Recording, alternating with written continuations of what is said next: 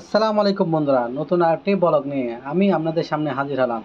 আসলে আমি আজকে দোকানে দুপুরের লাঞ্চ আই নাই, তাই অনেকদিন করে একটা আসলে কাচ্চি খাবো করে চিন্তা ভাবনা করতেছি, কিন্তু খাওয়া হচ্ছে না। আসলে সময়ের অভাবে আর যেতে পারতেছি না এরকম। তো আজকে চিন্তা ভাবনা করলাম, আমাদের এখানে সমনে অনেকগুলো ভালো ভালো রেস্টুরেন্ট আছে, টানেলের মোড়ে আমি দুদিকে চলে যাচ্ছে।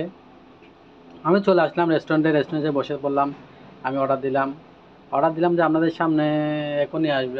অর্ডার দিলাম যে আমি সোনালী মুরগি এবং ডিম দিয়ে বিরিয়ানি, সাথে ঝোল দিল এবং সালাদ দিল। এখন পানি নিয়ে আসলো, এখন আমি আমার খাওয়া শুরু করে দেবো। আসলে এদেরকে রোজের সোনার রোজটা অনেক স্বাদের ছিল, এদের মোটামুটি খাবারটা খারাপ না। এই যে রেস্টুরেন্ট আছে, আসলে রেস্টুরেন্ট আমি বলতে চাচ্ছি না, কারণ রেস্টুরেন্টের নাম বলে কি আর হবে। কারণ খাবারটা মোটামুটি অনেক ভালো হয়েছিল, আমি মোটামুটি খেয়ে ভালো লাগছিল। তাই দেখলাম, উল্টা দেখলাম এখানে কী দিল না কী দিল, দেখছি একটা সোনার রোল দিল। তারপর আমি খেয়ে দিয়ে একদম ফ্রেশ আবার বসে রইলাম, একদম একটা ঠান্ডা খেলাম।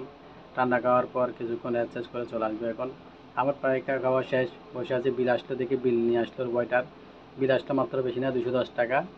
190 টাকা কাচ্ছির দাম, আর ছিল 20 টাকা একটা পানি। এখন খাওয়া দাওয়া শেষ করে কিছুক্ষণ বসলাম, বসে দেখি চলে যাব আমি এখন। এখন মোটামুটি একটু আসলে খাওয়ার পর একটু টায়ার্ড লাগছিল, তাই একটু বসছি ভালো করে। একটু পানিটা ঠান্ডা করে পানি টানি খাচ্ছি।